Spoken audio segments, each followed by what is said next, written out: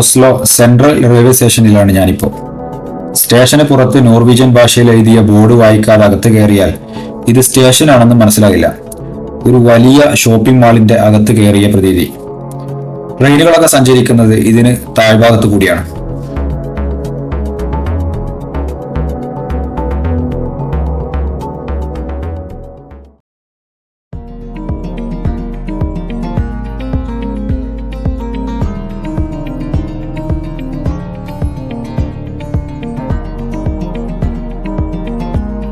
Sweden വഴി നോർവേയിലേക്കാണ് ഇന്നിന്റെ യാത്ര. 3 സ്കാൻഡിനേവിയൻ രാജ്യങ്ങളും ഒരൊറ്റ യാത്രയിൽ. ഡെൻമാർക്ക്, സ്വീഡൻ, നോർവേ ഈ 3 രാജ്യങ്ങളെ കൂടിയാണ് സ്കാൻഡിനേവിയൻ രാജ്യങ്ങൾ എന്ന പേരിൽ അറിയപ്പെടുന്നത്.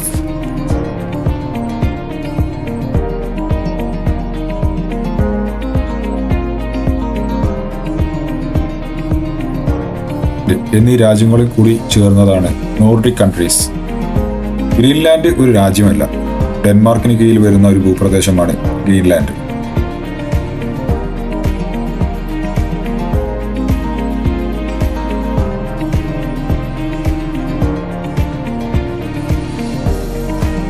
നിലവാരവും വരുമാനവും സുരക്ഷിതമായ സമ്പദ് വ്യവസ്ഥയും ഒക്കെയുള്ള രാജ്യങ്ങളാണ് ഇവയൊക്കെ.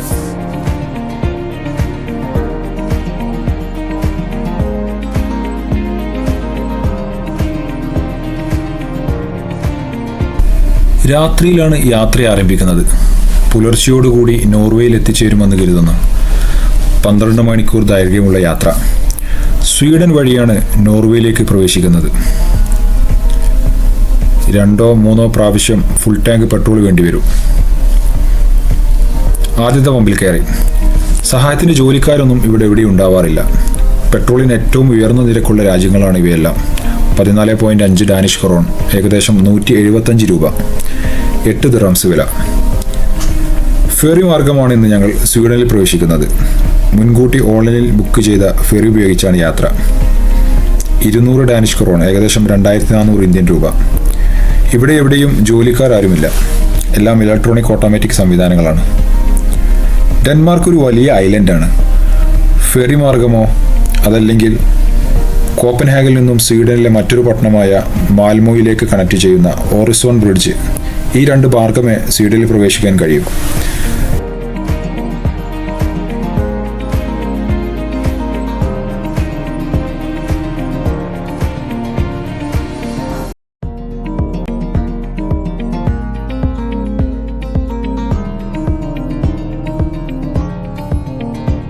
കൃത്യസമയം പാലിക്കുന്നുണ്ട്. ഞങ്ങൾക്ക് പോകാനായ ഫെറി റെഡിയായി നിൽക്കുന്നുണ്ട്. ഫെറിയുടെ ലോവർ ഡെക്കിലേക്ക് കാറ് പാർക്ക് ചെയ്യുകയാണ്. അവിടെ മാത്രമാണ് ഒരു ഉദ്യോഗസ്ഥനെ കാണാൻ പറ്റിയത്. ഫെറിയുടെ താഴ്ഭാഗത്ത് ഇലക്ട്രിക് കാറുകൾ റീചാർജ് ചെയ്യുന്നതിന് വേണ്ടിയിട്ടുള്ള ധാരാളം സൗകര്യങ്ങൾ കാണാം. ചെയ്ത് മുകളിലുള്ള വിശാലമായ സൗകര്യത്തിൽ വിശ്രമിക്കാം.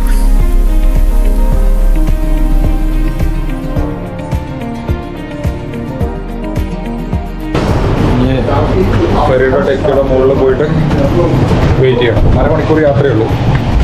നമ്മൾ സ്വീഡൻ എന്നുള്ള രാജ്യത്തേക്കാണ് പോയിക്കൊണ്ടിരിക്കുന്നത്.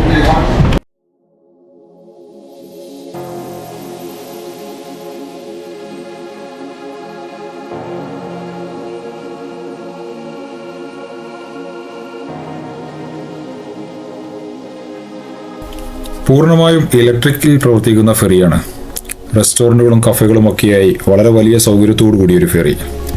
ഫെറിയുടെ ഏറ്റവും മുകളിലേക്ക് കയറി അവിടുത്തെ കാഴ്ചകൾ കാണാനാണ് ഞാൻ നടക്കുന്നത്.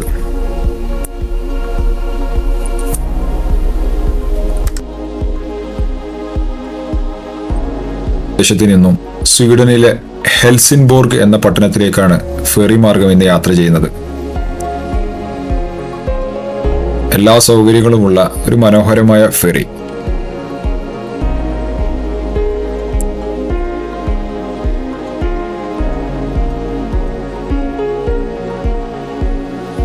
ഫെറി ഒരു വിശ്രമ കേന്ദ്രം കൂടിയാണ്. ഇനിയും ഒരുപാട് കിലോമീറ്ററുകൾ യാത്ര ചെയ്യാനുണ്ട്. ഫെറി വിശ്രമത്തിനൊരു നല്ല ഇടമായി തോന്നി. ഫെറിയുടെ ഏറ്റവും മുകളിലേക്കാണ് ഞാൻ ഇപ്പോൾ നടന്നുകൊണ്ടിരിക്കുന്നത്. ഇവിടെ നിന്ന് പുറത്തിറങ്ങിയാൽ നമ്മൾ പുറപ്പെട്ട ഡെൻമാർക്കിലെ ഹെൽസിനോർഗ് എന്ന പട്ടണം കാണാം.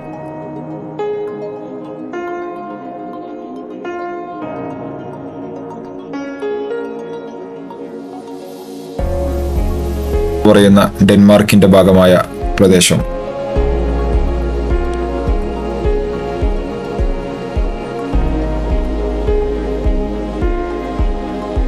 ഫെറി ഉപകാരപ്പെട്ടു.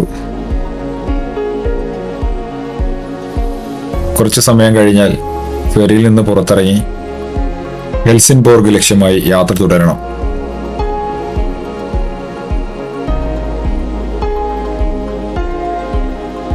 വ്യത്യസ്ത ഭാഷയും വ്യത്യസ്ത കറൻസിയും ഉപയോഗിക്കുന്ന വ്യത്യസ്ത സംസ്കാരങ്ങളുമുള്ള 3 രാജ്യങ്ങൾ.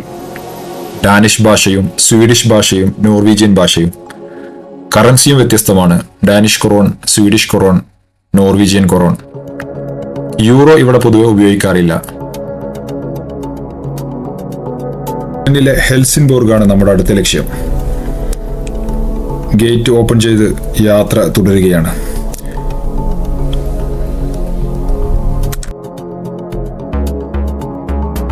നമ്മൾ പ്രവേശിക്കുന്ന പട്ടണം ഗോത്തൻബർഗ് ആണ്. സ്വീഡനിലെ തലസ്ഥാനമായ സ്റ്റോക്ക്ഹോം കഴിഞ്ഞാൽ ഏറ്റവും വലിയ പട്ടണം. വോൾവോ വാഹന നിർമ്മാണ കമ്പനിയുടെ ആസ്ഥാനം.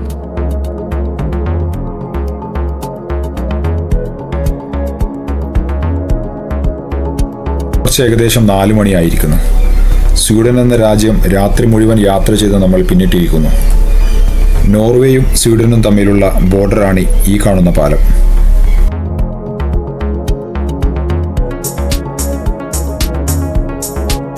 ലോകത്തിൽ വെച്ച് ഏറ്റവും വലിയ ടണലുകളുള്ള രാജ്യം. നോർവേയുടെ ലാൻഡ്സ്കേപ്പിന്റെ പ്രത്യേകതയാണ് ഇതിന് കാരണം.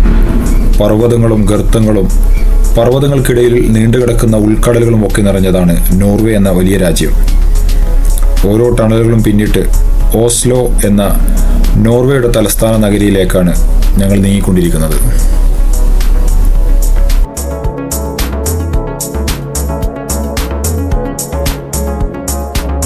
യാത്രയിലുടനീളം ടണലുകളും ബ്രിഡ്ജുകളും മാത്രം.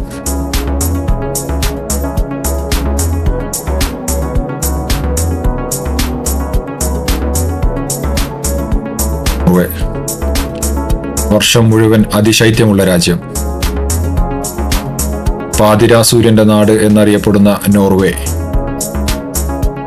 വർഷത്തിൽ ചില മാസം 24 മണിക്കൂറും സൂര്യന് ദൃശ്യമാവുന്ന സ്ഥലം. അതുപോലെ 24 മണിക്കൂറും രാത്രിയുമാവുന്ന അപൂർവ കാഴ്ച ഇവിടെ കാണാം.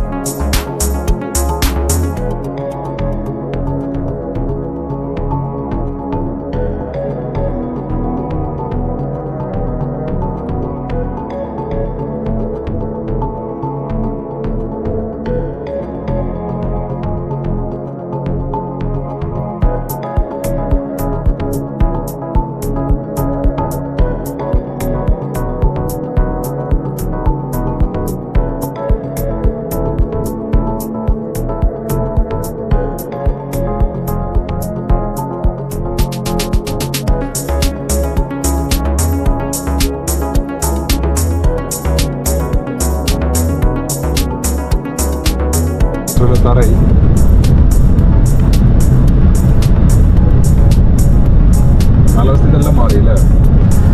മരങ്ങള് മൊത്തം ടെറൈന് മൊത്തം ചേഞ്ച് ആയി.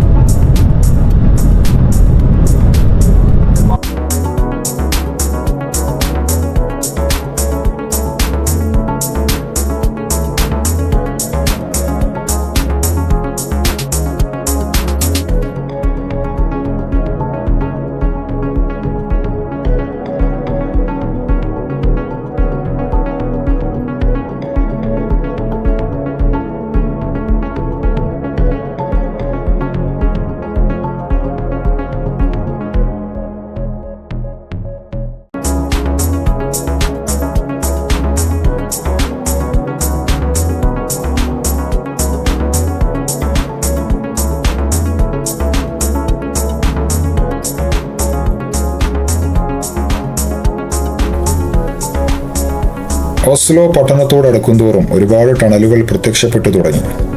ഭൂമിക്കടിയിൽ ഒരു വലിയ ലോകം. അങ്ങനെ നമ്മൾ നോർവേയുടെ തലസ്ഥാനമായ ഓസ്ലോയിൽ എത്തിയിരിക്കുന്നു.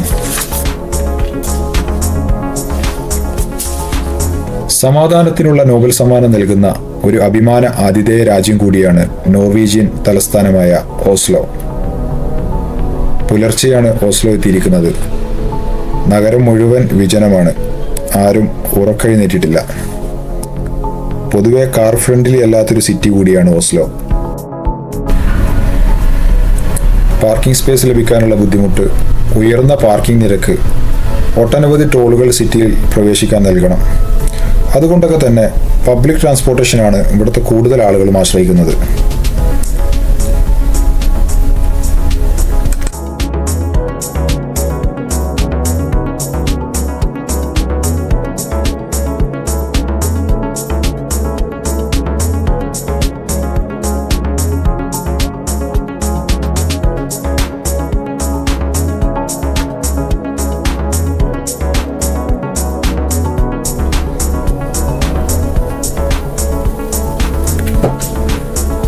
സിറ്റിക്കടിയിലൂടെ മുഴുവൻ ഇതുപോലുള്ള വിശാലമായ വലിയ ടണലുകളാണ്.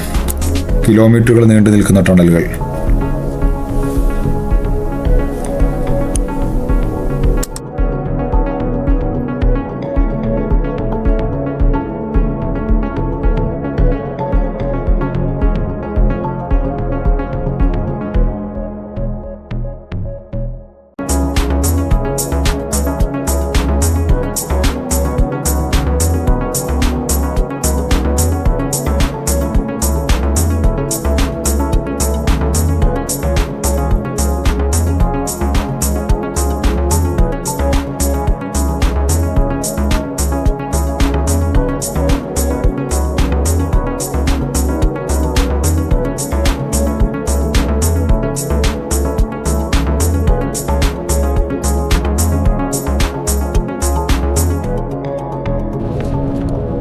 ഒരു ദീർഘദൂര യാത്ര ചെയ്തതിൻ്റെ എല്ലാ ക്ഷീണവുമുണ്ട്. നമ്മളിപ്പോൾ 1000 കിലോമീറ്റർ പിന്നിട്ടിരിക്കുന്നു. ഒന്ന് ഫ്രഷായി ഓസ്ലോ പട്ടണം ചുറ്റിക്കറങ്ങണം. നമ്മൾ റൂം എടുത്തിരിക്കുന്നത് ഓസ്ലോയിൽ നിന്നും 300 കിലോമീറ്റർ അകലെയുള്ള ഗോൾ എന്നൊരു പട്ടണത്തിലാണ്. വീണ്ടും 3-4 മണിക്കൂർ യാത്ര ചെയ്യണം. ചെറിയ രീതിയിൽ ഒന്ന് ഫ്രഷായി വേണം ഓസ്ലോ പട്ടണം ഒന്ന് കറങ്ങിക്കാണാൻ.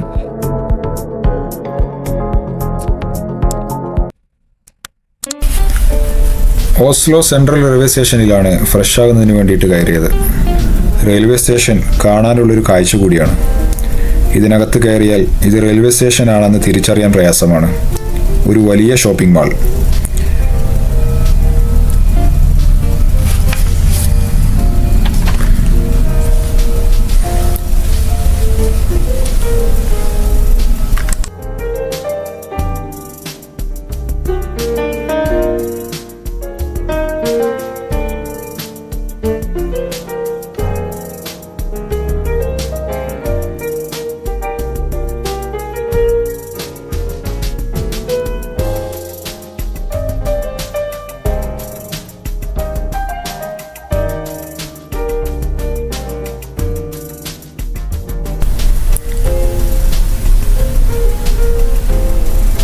ഇതിന് താഴെ എസ്കലേറ്ററിൽ ഇറങ്ങി വേണം ട്രെയിൻ നിൽക്കുന്ന പ്ലാറ്റ്ഫോമുകളിലേക്ക് പ്രവേശിക്കാൻ.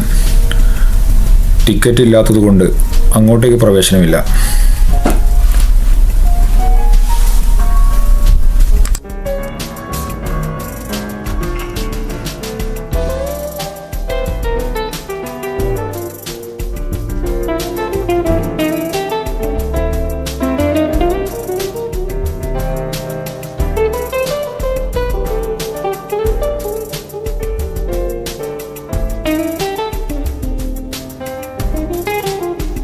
ഓസ്ലോ സെൻട്രൽ റെയിൽവേ സ്റ്റേഷനിലാണുള്ളത്. ഇത് റെയിൽവേ സ്റ്റേഷനാണെന്ന് അറിയാൻ ബോർഡ് നോക്കിയാൽ മാത്രമേ മനസ്സിലാവുള്ളൂ. അതല്ലെങ്കിൽ ഒരു ഷോപ്പിംഗ് മാളിൽ കയറിയ ഒരു പ്രതീതിയാണ്. ഓ, അടിപൊളി. വളരെ വൃത്തിയിൽ മെയിൻറ്റെയിൻ ചെയ്തിട്ടുള്ള വളരെ മനോഹരമായ റെയിൽവേ സ്റ്റേഷൻ. പുതിയ റെയിൽവേ സ്റ്റേഷനാണ് അല്ലേ?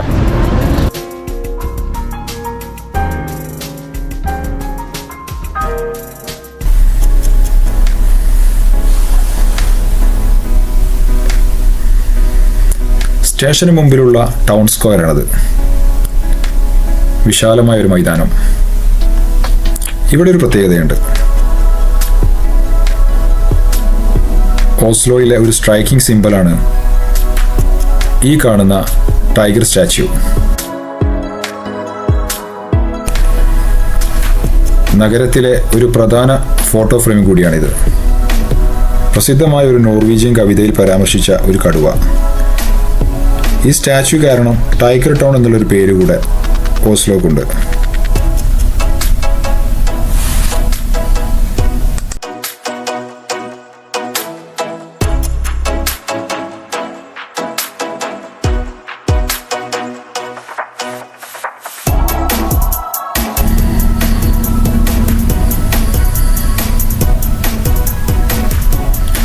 നേരം പുലർന്നു വരുന്നതേ ഉള്ളൂ.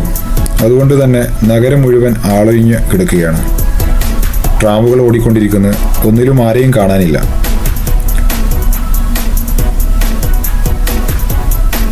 ഓസ്ലോയിൽ തന്നെ മറ്റൊരു പ്രധാന ആകർഷണമായ ഒപ്പേര ഹൗസ്.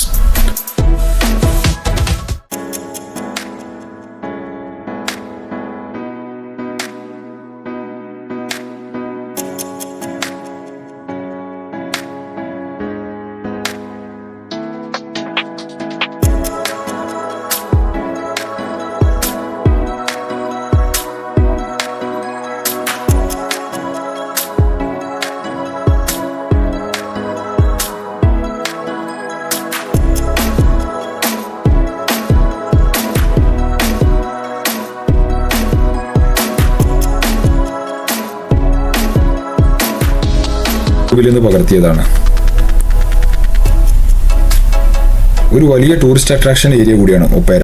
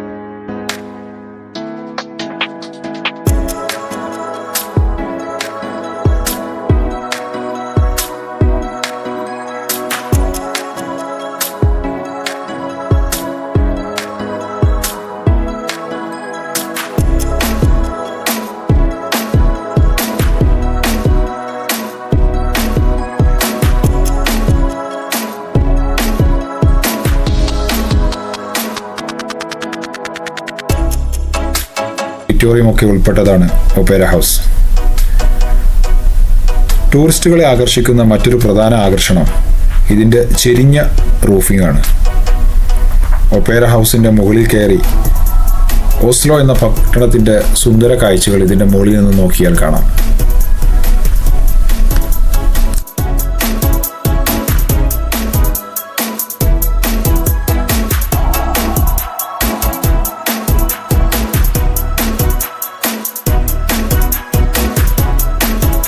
സമയമായിട്ടില്ല. പുറത്തെ കാഴ്ചകളൊക്കെ കണ്ട് മടങ്ങണം. 0 ഡിഗ്രി തണുപ്പാണിപ്പോൾ. സമ്മറിൽ ഇവിടെ സന്ദർശകരെ കൊണ്ട് നിറയും. ഒപ്പേര ഹൗസിലെ വ്യത്യസ്തങ്ങളായ പരിപാടികൾ കാണാൻ വരുന്നവർ. വൈകുന്നേരങ്ങളിൽ കടൽ കാഴ്ചയാണ് ഇവിടുത്തെ മറ്റൊരു പ്രത്യേകത.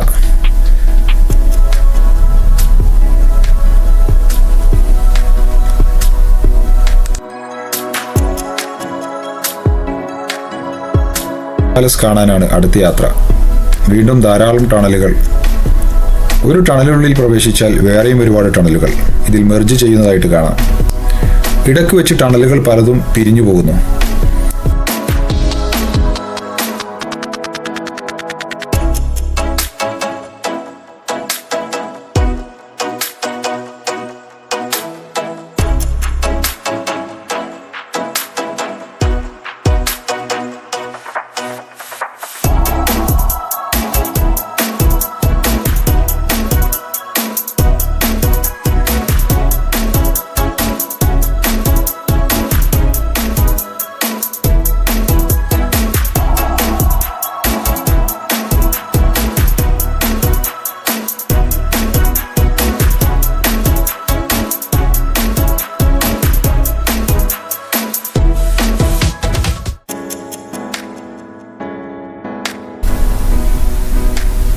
Oslo royal പാലസിൻ്റെ ആകാശക്കാഴ്ച.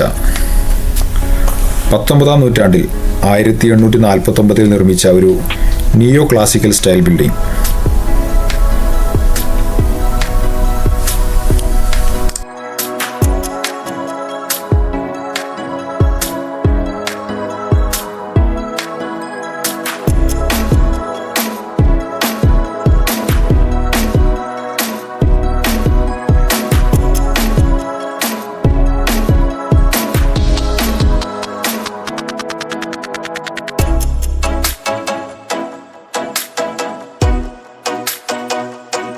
കൂടിയാണ് ഇവിടെ. രാജ്യത്തെ പ്രധാന ഫംഗ്ഷൻസ്, സെറിമണീസ്, ഇവന്റ്സും ഒക്കെ നടക്കുന്നത് ഇവിടെയാണ്. സമ്മർ മാസത്തിൽ അകത്ത് കയറി കാണാനുള്ള പാസ് ഇവിടെ വിതരണം ചെയ്യാറുണ്ട്.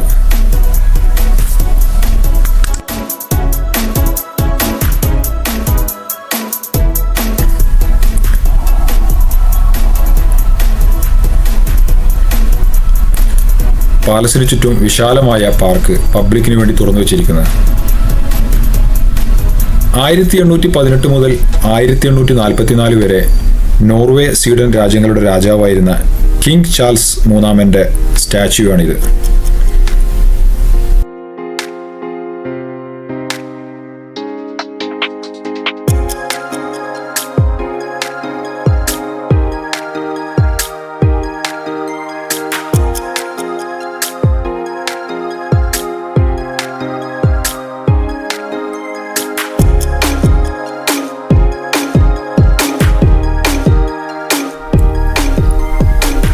ഓസ്ലോയിലെ മറ്റൊരു ടൂറിസ്റ്റ് ഡെസ്റ്റിനേഷനാണ് വീഗാലാൻഡ് പാർക്ക്. 80 ഏക്കർ വിസ്തൃതിയിൽ വിശാലമായി പരന്നു കിടക്കുന്ന ഒരു ഉദ്യാനം. വിന്ററിൽ ഇലകളൊക്കെ പൊഴിഞ്ഞ് പച്ചപ്പൊക്കെ നഷ്ടപ്പെട്ട അവസ്ഥയാണിപ്പോൾ. പ്രഭാത സവാരിക്കാരും പിക്നിക്കിന് വരുന്നവരും കൾച്ചറൽ എക്സ്പ്ലോറേഷൻ ആഗ്രഹിക്കുന്നവരുമൊക്കെയായി അവർക്കൊക്കെ വന്നു ചേരാൻ പറ്റിയൊരിടം. ഒരു ചെറിയ ഡാം, തടാകം പോലെ അതിൽ ഒരുപാട് അരയന്നങ്ങളും താറാവുകളും.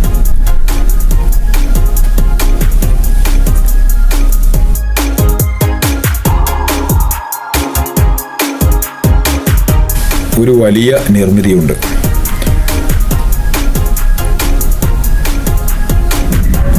പതിനേഴ് മീറ്റർ ഉയരമുള്ള ഒരൊറ്റ കല്ലിൽ പണിത ശില്പങ്ങൾ. വ്യത്യസ്ത പോസുകളിൽ ഒരുപാട് ശില്പങ്ങളെയും കാണാം.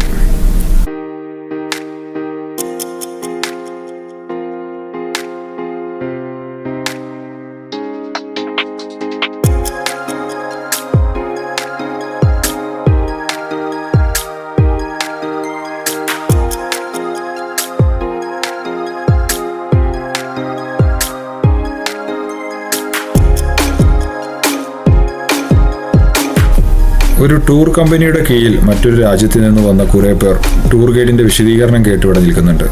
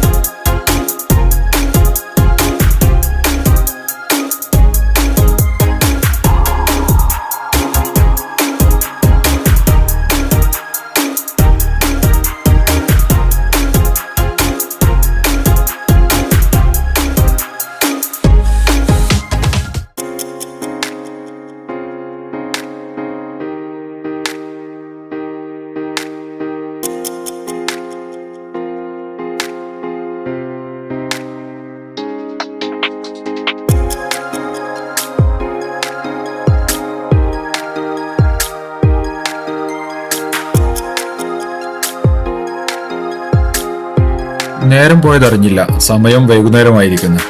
രാവിലെ തുടങ്ങിയതാണ് നോർവേ കാഴ്ചകളുമായുള്ള നടത്തം.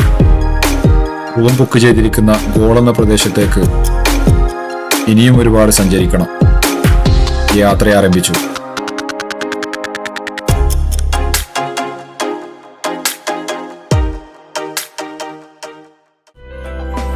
വീണ്ടും വലിയ പർവ്വതങ്ങൾ കണ്ടു തുടങ്ങിയിരിക്കുന്നു. മഞ്ഞുമലകൾ. ഓസ്ലോ പട്ടണത്തിൽ നിന്നും ഉത്തരഭാഗത്തേക്ക് വീണ്ടും യാത്ര ചെയ്തുകൊണ്ടിരിക്കുകയാണ്. വീണ്ടും ധാരാളം ടണലുകളും ബ്രിഡ്ജുകളും പ്രത്യക്ഷപ്പെട്ടുകൊണ്ടേയിരുന്നു. വാഹനത്തിലെ ഇന്ധനം വീണ്ടും തീർന്നിരിക്കുന്നു. ഇനിയും ഫുൾ ടാങ്ക് പെട്രോൾ വേണ്ടിവരും.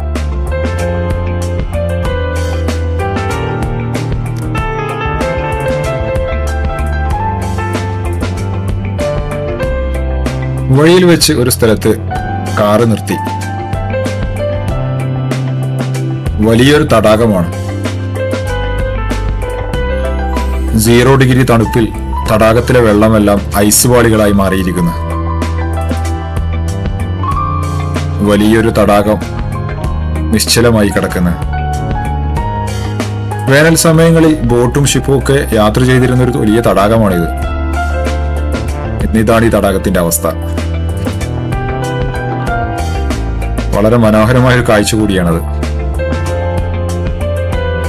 നോക്കത്താ ദൂരം വരെ ഐസ് പാളിയായി കിടക്കുന്ന വലിയൊരു തടാകം.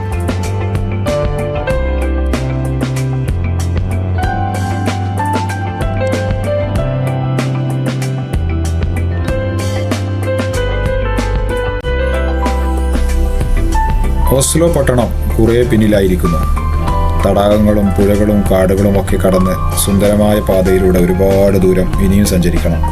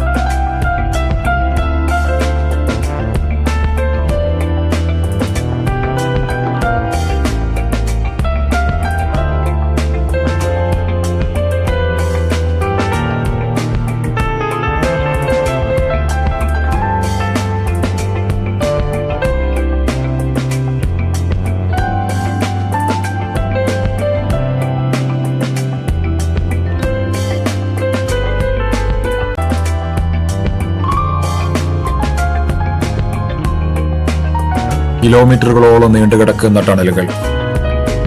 ടണലിൽ നിന്ന് പുറത്തു കടക്കുമ്പോൾ കാണുന്ന മനോഹരമായ കാഴ്ച വിശാലമായ ഐസ് തടാകങ്ങൾ. എത്ര ഡ്രൈവ് ചെയ്താലും മതി വരാത്ത യാത്ര.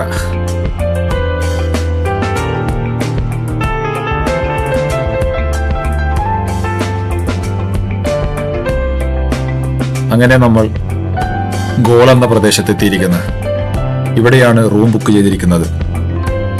ഫസ്റ്റ് ക്യാമ്പ് എന്നാണ് ഈ ഹോട്ടലിന്റെ പേര്. ഹോട്ടൽ റിസപ്ഷൻ ഏരിയയാണിത്. ഹോട്ടൽ റൂമുകളൊക്കെ മറ്റൊരു സ്ഥലത്താണ്. ഇവിടെ നിന്നും കീ കൈപ്പറ്റിയ ശേഷം റൂമുകളുള്ള ഭാഗത്തേക്ക് വീണ്ടും ഡ്രൈവ് ചെയ്തു പോകണം.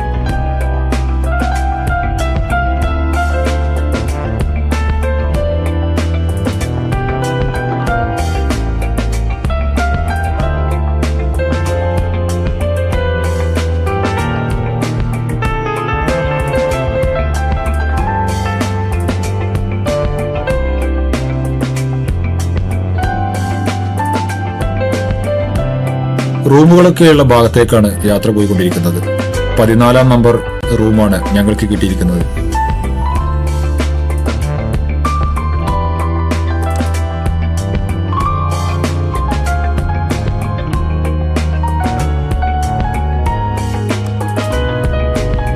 ഒരു ദീർഘദൂര യാത്ര ചെയ്തതിന്റെ നല്ല ക്ഷീണമുണ്ട്. നന്നായൊന്ന് വിശ്രമിക്കണം. നോർവേയുടെ മറ്റു കാഴ്ചകൾ കാണാൻ നാളെ പുലർച്ചെ വീണ്ടും ഇറങ്ങണം.